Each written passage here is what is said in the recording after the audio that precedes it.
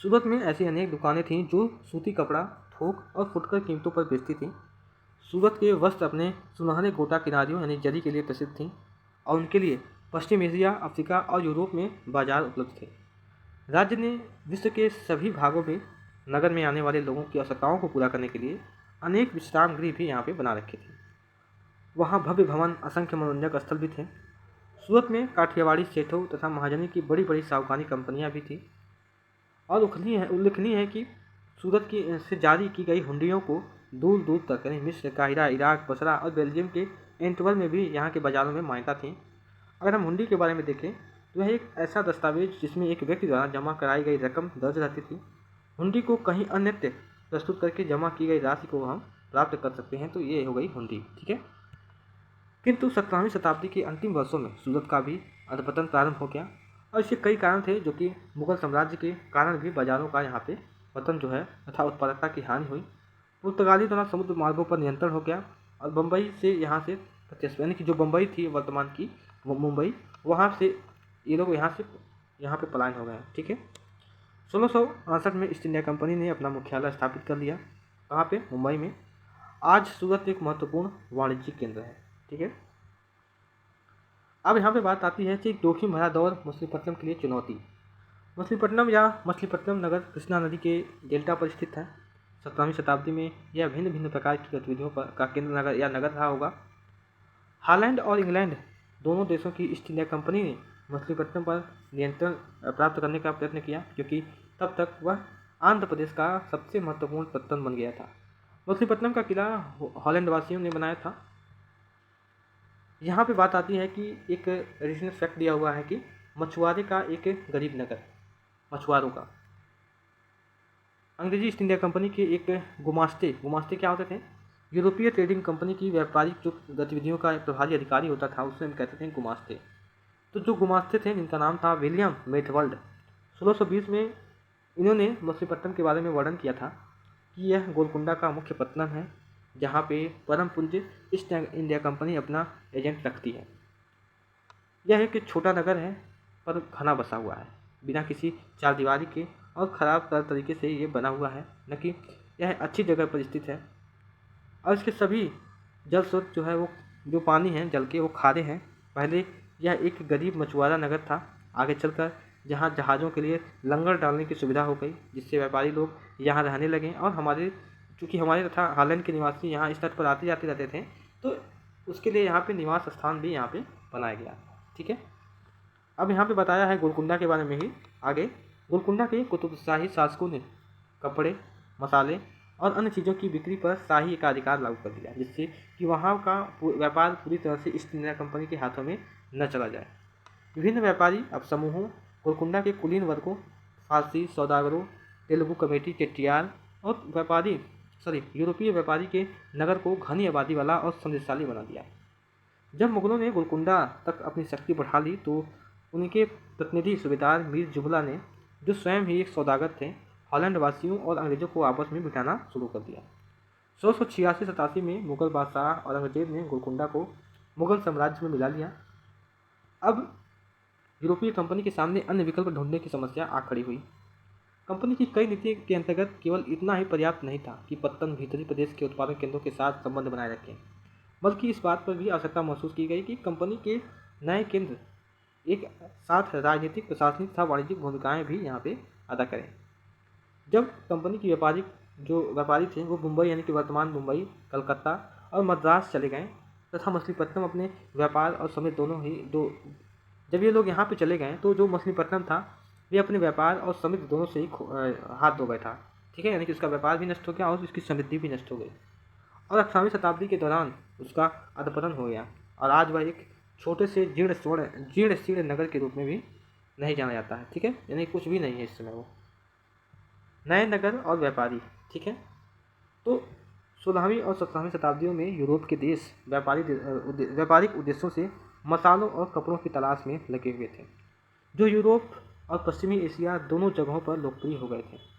अंग्रेज, हॉलैंडवासी और फ्रांसीसी ने पूर्व में अपनी वाणिज्यिक गतिविधियों का विस्तार करने के लिए अपनी ईस्ट इंडिया कंपनी यहाँ पे बनाई। प्रारंभ में मुल्ला अब्दुल गफूर और बीरजी बोरा जैसे कुछ बड़े भारतीय व्यापारी ने व्यापारी ने अब जिनके पास बड़ी संख्या में जहाज़ थे उनका मुकाबला किया, किंतु जो व्यापारी थे उन्होंने यूरोपीय कंपनी जो कि समुद्र व्यापार का नियंत्रण स्थापित करने के लिए अपनी नौशक्ति का यहाँ पे प्रयोग किया और भारतीय व्यापारियों को अपने एजेंट के रूप में कार्य करने के लिए मजबूर कर दिया और अंततः अंग्रेज उपमहाद्वीप में सर्वाधिक सफल वाणिज्यिक एवं राजनीतिक शक्ति के रूप में उभर कर स्थापित हुई। ठीक है, यहाँ बेसिकली बात ये किया है कि पहले तो इनको मुकाबला करने के लिए हमारे जो देश है यानी कि हमारा जो भारत है उसमें कुछ ऐसे व्यापारी मौजूद थे जो अंग्रेज़ों का टक्कर दे सकें, लेकिन बाद में ये लोग जो अंग्रेज़ थे इन्होंने नौसैनिक का यूज़ किया जिससे यहाँ के जो लोग थे ये एक एजेंट के रूप में काम करने लगे। ठीक है, ये अपना शक्ति का प्रभाव ज़्यादा बढ़ा लिया, कौन? अंग्रेज वाले। अब यहाँ पे बात आती है कि वस्त्रों जैसी वस्तुओं की मांग में तेज़ी आ जाने से अधिकाधिक लोगों ने कताई, बुनाई, धुनाई और रंगाई इस सब का धंधा अपना लिया। इससे इन शिल्पों का बहुत विस्तार हुआ और भारतीय वस्त्रों के रूप, रंग और डिजाइन अधिकाधिक परिष्कृत होते गए। किंतु इस काल में शिल्पकारों की स्वतंत्रता घटने लगी। शिल्पी जन पेशगी की प्रणाली पर काम करने लगे, जिनका अर्थ यह था कि उन्होंने जिन यूरोपीय एजेंटों से पहले ही पेशगी ले ली थी उन्हीं के लिए उन्हें कपड़ा बुनना होगा। अब बुनकरों को अपना कपड़ा या बुनाई के नमूने बेचने की स्वतंत्रता नहीं थी। उन्हें तो कंपनी के जो एजेंट थे वो जो निर्धारित डिजाइन करते थे उन्हीं के अनुसार वो लोग अपना बनाते थे। 18वीं शताब्दी में मुंबई, कलकत्ता और मद्रास नगरों का उदय हुआ जो आज प्रमुख महानगर हैं। शिल्प और वाणिज्य में बड़े बड़े परिवर्तन यहाँ पे आए जब बुनकर जैसे कारीगर और सौदागर यूरोपीय कंपनी द्वारा इन नए नगरों में स्थापित ब्लैक टाउन्स में स्थानांतरित हुए। ब्लैक यानी कि देसी और व्यापारी और शिल्पकारियों को इन ब्लैक टाउन्स में सीमित कर दिया गया। ठीक है, यहाँ ही पे लोग रहते थे, जबकि गोरे शासकों ने मद्रास में फोर्ट सेंट जॉर्ज और कलकत्ता में फोर्ट सेंट विलियम की शानदार कोठरियों में अपना निवास करते थे। 18वीं शताब्दी में शिल्पियों यानी कि शिल्पकलाओं और वाणिज्य की कहानी यहाँ पे हम आगे देखेंगे। ये आपको कुछ तस्वीरें दिखा रहे हैं कि ये उस समय जो व्यापारी थे वो किस प्रकार यहाँ पे रहते थे और जो बड़े बड़े ब्रिटिशर्स लोग थे वो बड़े बड़े महलों में यहाँ पे रहते थे। ठीक है, तो इसकी तस्वीर हमने यहाँ पे दिखाया आपको। अब यहाँ पे हम लास्टली बात करेंगे कि वास्को डी गामा और क्रिस्टोफर कोलंबस बेसिकली कौन थे, इन्होंने किस चीज़ का खोज किया। 15वीं शताब्दी में यूरोपीय नाविक द्वारा समुद्री मार्ग खोजने के अभूतपूर्व कार्य किए गए। इनमें से अनेक नाविक भारतीय उपमहाद्वीप तक जो थे वो पहुंचने का मार्ग खोजने और मसाला प्राप्त करने की इच्छा से प्रेरित थे। पुर्तगाली नाविक वास्को डी गामा अटलांटिक महासागर के साथ साथ यात्रा करते हुए केप टाउन यानी केप ऑफ गुड होप से निकल करके हिंद महासागर को पार करके भारत पहुंचा। उसे अपनी पहली यात्रा को पूरा करने में 1 वर्ष से भी अधिक समय लगा। 1498 में कालीकट पहुंचा और इसको आपको ध्यान रखना है, कहाँ पहुंचा? कालीकट 1498 में, और अगले वर्ष पुर्तगालियों की राजधानी लिस्बन लौट गया। इस समुद्री यात्रा के दौरान उसके चार में से 2 जहाज नष्ट हो गए और 170 यात्रियों में से केवल 54 ही जीवित बचे। इन प्रत्यक्ष खतरों के बावजूद जो मार्ग खोले और खोजे गए वे अत्यंत लाभकारी सिद्ध हो गए। उसके बाद तो अंग्रेज, हॉलैंडवासी और फ्रांसीसी नाविक ने भी अनुकरण करना प्रारंभ कर दिया। भारत पहुंचने के लिए समुद्री मार्गों की खोज का एक अन्य सुपरिणाम निकला जिसकी किसी को आशा नहीं थी। एक इटलीवासी क्रिस्टोफर कोलंबस ने भारत पहुंचने का मार्ग खोजने के लिए अटलांटिक महासागर को पार करके पश्चिम की ओर यात्रा करने का निश्चय किया। उसका सोचना था कि चूंकि पृथ्वी गोल है इसलिए वह पश्चिम की ओर से भी भारत पहुंच सकता है। ठीक है, वह 1492 में वेस्ट इंडीज के तट पर पहुंचा। वेस्ट इंडीज का नाम इसी भ्रांति के कारण पड़ा। उसके पीछे स्पेन, पुर्तगाली के नाविक और विजेता भी आते रहे और उन्होंने मध्य और दक्षिणी अमेरिका के बड़े बड़े भागों को अपने कब्जे में कर लिया और अक्सर उन प्रदेशों की पहली वाली बस्तियों को नष्ट कर दिया। ठीक है, तो इस तरीके से हमने यहाँ पे देखा। ठीक है, अब यहाँ पे हम क्वेश्चन की बात करेंगे। इसमें जो सबसे पहला क्वेश्चन है वो क्या है कि राजराजेश्वर मंदिर कब बना। ठीक है, तो आप बोलोगे 11वीं सदी में इसको बनाया गया था। सेकंड क्या है कि अजमेर सूफी संत ये किससे संबंधित थे, तो वो ख्वाजा मोइनुद्दीन चिश्ती से ये लोग संबंधित थे। ठीक है, ख्वाजा मोइनुद्दीन चिश्ती। यहाँ पे जो मेरा थर्ड क्वेश्चन है वो क्या है कि हम्पी कालिदास साम्राज्य की राजधानी थी, तो हम्पी विजयनगर की राजधानी थी। यहाँ पे बात आती है चौथे क्वेश्चन की कि हॉलैंड वासियों ने आंध्र प्रदेश में कालिदास पर अपनी बस्ती बसाई। तो कहाँ बसाई? मछलीपट्टनम, यहाँ पे इन्होंने बसाया था। अब नेक्स्ट पे जो मेरा दूसरा क्वेश्चन है उसमें बताना है सही क्या गलत है, क्या सही है क्या गलत है। इसमें जो सबसे पहला क्वेश्चन है वो क्या है कि हम राजराजेश्वर मंदिर के मूर्तिकार का नाम एक शिलालेख से जानते हैं, तो आप बोलोगे सही बात है क्योंकि वहाँ पे लिखा गया है सेकंड क्या है कि सौदागर लोग काफिले में यात्रा करने की बजाय अकेले यात्रा करना अधिक पसंद करते थे। तो ये बिल्कुल भी गलत है, वो लोग साथ यात्रा करते थे। ठीक है, यहाँ पे जो तीसरा क्वेश्चन है वो क्या है कि काबुल हाथियों के व्यापार का मुख्य केंद्र था। तो आप बोलोगे ये गलत बात है। ठीक है, इसमें जो चौथा क्वेश्चन है वो क्या है कि सूरत बंगाल की खाड़ी पर स्थित एक महत्वपूर्ण व्यापारिक पत्तन है। तो आप बोलोगे कि ये भी बिल्कुल गलत है। ठीक है, यहाँ पे तीसरा जो मेरा क्वेश्चन आता है वो क्या है कि तंजावुर नगर को जल की आपूर्ति कैसे की जाती थी। तो आप बोलोगे कि इसकी जो आपूर्ति थी वो कुओं, तालाबों, ठीक है, इन सारी चीज़ों से इनकी आपूर्ति की जाती थी तंजावुर नगर की जल की। जो चौथा क्वेश्चन है वो क्या है, इसमें जो चौथा क्वेश्चन है वो क्या है कि मद्रास जैसे बड़े नगर में स्थित ब्लैक टाउन्स में कौन लोग रहते थे। तो आप बोलोगे कि यहाँ पर भारतीय व्यापारी, शिल्पकार, मजदूर और अन्य कर्मचारी जो थे वो यहाँ पे रहते थे। इसमें जो मेरा पांचवा क्वेश्चन है वो क्या है कि आपके विचार से मंदिर के आसपास नगर क्यों विकसित हुए। तो आप बोलोगे इसके कई कारण हो सकते हैं। पहला हो सकता है कि मंदिर नगर नगरीकरण का एक अत्यंत महत्वपूर्ण प्रतिरूप प्रस्तुत करते हैं।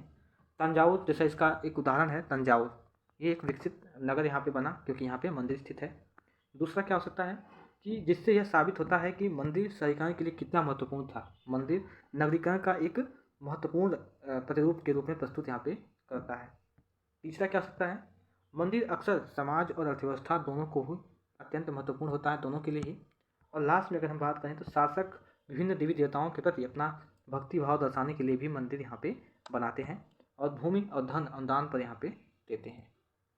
यहाँ पे जो मेरा छठा क्वेश्चन है वो क्या है कि मंदिर के निर्माण में, इसमें अगर हम और बात करें, ठीक है, इसमें पाँचवीं वाले में अगर हम और बात करें तो जैसे मंदिर के कर्ता धर्ता मंदिर के धन को व्यापार और साहूकार, यानी कि जो मंदिर बनाते थे उसमें व्यापार और साहूकार भी अपना धन लगाते थे, जिससे थोड़ा समय गुजरने के बाद वहाँ पे बड़ी संख्या में पुरोहित, कामगार, शिल्पी, व्यापारी और दर्शन यात्री भी यहाँ पे अपना आसपास बसने लगते थे, क्योंकि यहाँ पे सारी चीज़ें एक रिवर्स साइकिल में चलती थी। जैसे जहाँ मंदिर रहता था वहाँ पे फूल वाले, हमने आगे भी डिस्कस किया है कि फूल वाले रहते थे, दूध वाले रहते थे, और जो जिनकी आवश्यकता रहती थी वो लोग यहाँ पे रहते चले जाते थे, तो उनकी फैमिली भी यहाँ पे रहती चली जाती थी। इस तरह से ये नगरों का विकास होता चला गया। ठीक है, क्योंकि यहाँ पे जो एक अर्थव्यवस्था का चक्र होता है, जो सारी चीज़ें होती हैं वो इधर उधर घूमती रहती हैं, तो ये भी मंदिर के आसपास इन सारी चीज़ों की चीज़ें ये घूमती रहती हैं। इस तरह से इसका विकास होता गया। ठीक है, इसके हम एग्जाम्पल की बात करेंगे। इसी पाँचवीं की मैं बात कर रहा हूँ, इसमें अगर एग्जाम्पल की बात करेंगे तो जैसे वृंदावन जो हो गया ये महत्वपूर्ण स्थल है, तिरुवन्नमलाई है जो हो गया ये भी एक बड़ी स्थल है। ठीक है, इस तरह से इन नगरों का विकास हुआ। यहाँ पे जो मेरा छठा क्वेश्चन है वो क्या है कि मंदिर के निर्माण तथा उनकी रख रखाव के लिए शिल्पी जन कितने महत्वपूर्ण थे। आप बोलोगे कि निम्न रूप से महत्वपूर्ण थे। सबसे पहले क्या बात करोगे कि बिदर के शिल्पकार तांबे और चांदी में जड़ाई का काम करते थे। दूसरा क्या हो सकता है, पांचाल अथवा विश्वकर्मा समुदाय जो थे वो सुनार, कसेरे, लोहार, राजमिस्त्री, ये लोग भी इसमें शामिल थे इनको बनाने में मंदिरों को। ठीक है, इनमें इनका यूज पड़ता था। थर्ड अगर हम बात करें तो बीदर के शिल्पकार तांबे और चांदी की जड़ाई के काम के लिए इतने प्रसिद्ध थे कि इस शिल्पकला का नाम ही क्या हो गया, बिदरी। ठीक है, तो इनका भी महत्वपूर्ण स्थान था। चौथे की अगर हम बात करें तो इसके अलावा भी ये बड़े बड़े राजमहलों, तालाबों और बड़े बड़े जलाशयों का निर्माण भी ये लोग करते थे। अगर हम लास्ट की बात करें तो यहाँ पे वे मंदिरों को भारी दान दक्षिणा भी यहाँ पे दिया करते थे, और वस्त्र निर्माण से संबंधित अन्य कार्य भी, जैसे कि कपास को साफ करना, काटना, रांगना और स्वतंत्र व्यवसाय भी यहाँ पे करने की स्थिति यहाँ पे पैदा होती है। तो हमने क्या देखा, हमने देखा कि मंदिरों के निर्माण तथा रख रखाव के लिए शिल्पी जन कितने महत्वपूर्ण थे। तो हमने बताया कि इस प्रकार के ये लोग काम करते थे और इस प्रकार की धातुओं का ये लोग यूज करते थे। ठीक है, अब यहाँ बात आती है कि लोग दूर दूर के देशों प्रदेशों से सूरत क्यों आते थे।